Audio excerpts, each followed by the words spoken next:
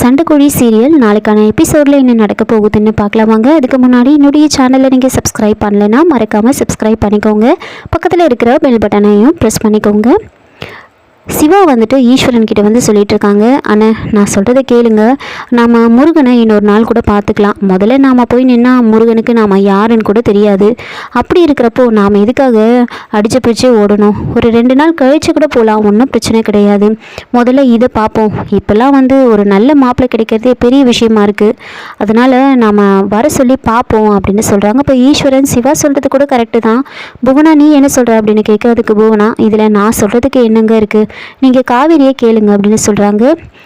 மகா வந்துட்டு எதுவும் சொல்லாமல் டக்குன்னு என்ன சொல்கிறாங்கன்னா, சிவா அண்ணன் எது செஞ்சாலும் என்னோட நல்லதுக்கு தான் செய்வார், அதனால் அவர் என்ன செய்யணும்னு சொல்கிறாரு அதே செய்யுங்க அப்படின்னு சொல்லிட்டு அங்கேருந்து போயிடுறாங்க. புவனா யோசிக்கிறாங்க, என்ன இவ இப்படியெல்லாம் சொல்கிற ஆள் கிடையாது, இந்த மாதிரி சொல்லிட்டு போகிறாளே அப்படின்னு யோசிச்சுட்ருக்கேன். மகா ஒரு பக்கம் விக்ரம் உங்களை பார்க்கறதுக்காக நான் வந்துட்டுருக்கேன் அப்படின்னு யோசிச்சுக்கிட்டே மேலே ரூமுக்கு போகிறாங்க.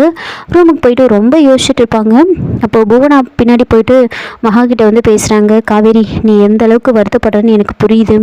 இப்போது சென்னைக்கு போக போகிறேன்னு சொன்னப்போ நீ எவ்வளோ சந்தோஷமாக இருந்த, இப்போ போக முடியலன்னு உடனே நீ எவ்வளோ வருத்தத்தில் இருப்பேன்னு எனக்கு புரியுது அப்படின்னு சொன்ன உடனே, இப்போ நான் போகாமலாம் இருக்க போகிறதில்ல, நான் போக தான் போகிறேன் அப்படின்னு சொல்கிறாங்க. நான் வருத்தமாகவும் இல்லை அப்படின்னு சொல்ல பூனா வந்துட்டு, என்ன காவேரி இப்படி பேசுகிறேன், இப்போ உன்னை பொண்ணு பார்க்க வரேன்னு சொல்லியிருக்காங்களே, எப்படி நாம் போக முடியும் அப்படின்னு சொல்கிறாங்க. அப்போ தான் மகா வந்து புவனா கிட்ட உண்மையை சொல்கிறாங்க. அண்ணி நான் உங்களை ஒரு அம்மாவாக நினச்சி தான் இதை சொல்கிறேன். உங்களுக்கு எனக்கு கல்யாணம் ஆயிடுச்சு அப்படின்ற விஷயம் மட்டும்தானே தெரியும், என் கழுத்தில் தாலி கட்டினது யாருன்னு உங்களுக்கு தெரியாதுல்ல அப்படின்னு சொல்லி அந்த ஃபோட்டோவை எடுத்து காமிக்கிறாங்க. அதை பார்த்த உடனே பூனா வந்து பயங்கரமாக வந்து ஷாக் ஆகுறாங்க. அப்போது முருகன் தான் உன் கழுத்தில் தாலி கட்டினதா அப்படின்னு கேட்குறாங்க. ஆமாம் முருகன் தான் என்னோட புருஷன் அப்படின்னு சொல்லி, அப்போது இது எப்படி உனக்கு தெரியும் அப்படின்னு கேட்குறாங்க. இப்போ சரவணன் கிட்ட பேசினது ஃபோட்டோ அனுப்புனதுன்னு எல்லா விஷயத்தையும் மகா வந்துட்டு புவனா கிட்ட வந்து சொல்கிறாங்க. அப்போ இந்த விஷயம் ஏற்கனவே சிவாவுக்கு தெரியுமா, அப்படி தெரிஞ்சோ என் வீட்டில் இருக்கிறவங்க யாருக்கிட்டுமே வந்து சிவா சொல்லலை அப்படின்னு கேட்க, அதுக்கு மகா வந்துட்டு அதுதான் எனக்கும் ரொம்ப குழப்பமாக இருக்குது அப்படின்னு சொல்கிறாங்க. என்ன நடந்தாலும் சரி நான் விக்ரமை பார்க்கறதுக்காக சென்னைக்கு போக தான் போகிறேன் அப்படின்னு சொல்கிறாங்க. அப்போ பூனா வந்துட்டு, எப்படி காவேரி நீ எப்படி போவ, இப்போ உன்னை பொண்ணு பார்க்க வேற வந்துட்டே இருக்காங்க அப்படின்னு சொல்கிறாங்க. கரெக்டாக அவங்களும் வந்துட்டு வீட்டுக்கு வந்து வந்துடுவாங்க. ஈஸ்வரனை சிவா வந்து அவங்கள வெல்கம் பண்ணி உள்ளே வந்து கூட்டிகிட்டு வந்து உட்கார வைக்கிறாங்க.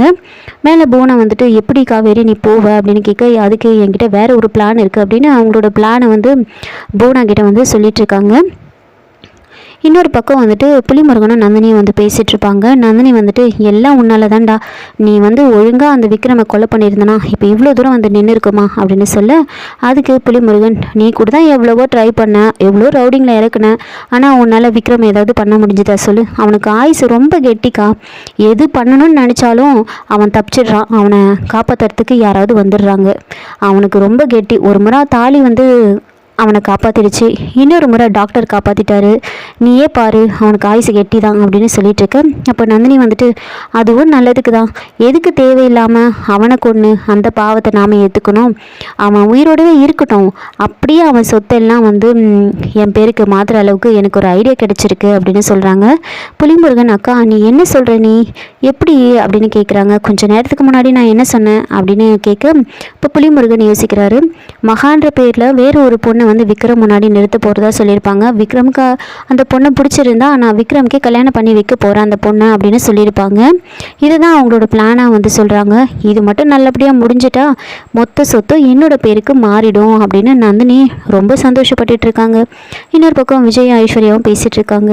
அம்மா என்ன மாதிரி பிளான் பண்ணுறாங்க பார்த்தியா அப்படின்னு சொல்ல, அதுக்கு ஐஸ்வர்யா, நான் தான் ஏற்கனவே சொன்னேன்ல அவங்க இவ்வளோ நல்லவங்களாம் கிடையாது, இப்போ எல்லாமே வெளியே வந்துருச்சு பார்த்தீங்களா அப்படின்னு சொல்லிட்டு. அப்போ விஜய் வந்து சொல்கிறாங்க, எல்லாம் மகா நீ வீட்டுக்கு வந்துட்டா எல்லாமே மாறிடும் அப்படின்னு சொல்லிட்டு இருக்கும் போதே ஐஸ்வர்யா சொல்கிறாங்க, கண்டிப்பாக வந்து மகா வீட்டுக்கு வந்துடுவா, நாளைக்கு அவள் கண்டிப்பாக வீட்டுக்கு வந்துடுவா, எனக்கு நம்பிக்கை இருக்குது, நீங்கள் நினைக்கிற மாதிரிலாம் எதுவுமே நடக்காது அப்படின்னு சொல்கிறாங்க. விஜய் வந்துட்டு, எப்படி ஐஸ்வர்யா இவ்வளோ தைரியமாக நீ சொல்கிற அப்படின்னு கேட்க, அன்னைக்கு சித்தர் சொன்னதை நீங்கள் மறந்துட்டீங்களா, உன் கூட பிறந்த உடன்பிறப்பு வந்து வீட்டுக்கு வரப்போறான்னு சொன்னாங்களே, விளக்கேற்றி வைக்க சொன்னாங்களே, நான் காலையிலே விளக்கேற்றி வச்சுட்டேங்க, கண்டிப்பாக எனக்கு நம்பிக்கை இருக்குது வீட்டுக்கு மகா வீட்டுக்கு வந்துடுவான், நாளைக்கு வந்துடுவான் அப்படின்னு ஐஸ்வர்யா ரொம்ப உறுதியாக சொல்கிறாங்க. 2 பேருமே ரொம்ப சந்தோஷப்படுறாங்க.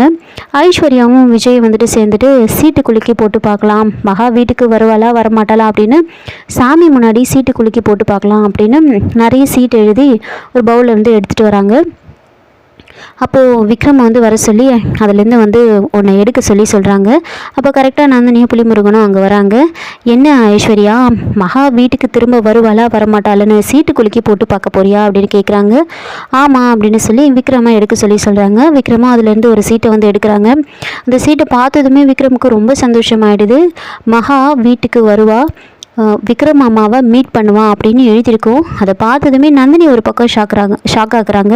ஆனால் விக்ரமுக்கு ரொம்ப சந்தோஷமாயிடுது. அங்கே என்ன நடக்குதுன்னா, மகா வந்து சீக்கிரம் ரெடி பண்ணி கூட்டிகிட்டு வர சொல்லி வந்து சிவா வந்து புவனா கிட்ட வந்து சொல்கிறாங்க. புவனா வந்து ரொம்ப அப்படியே பயந்துக்கிட்டே நின்றுட்டுருக்காங்க. இதோட இந்த எபிசோடை வந்து முடிச்சிருக்காங்க. என்னோடய ரிவ்யூ பிடிச்சிருந்தால் லைக் பண்ணுங்கள், மறக்காமல் சப்ஸ்கிரைப் பண்ணுங்கள். தேங்க்யூ.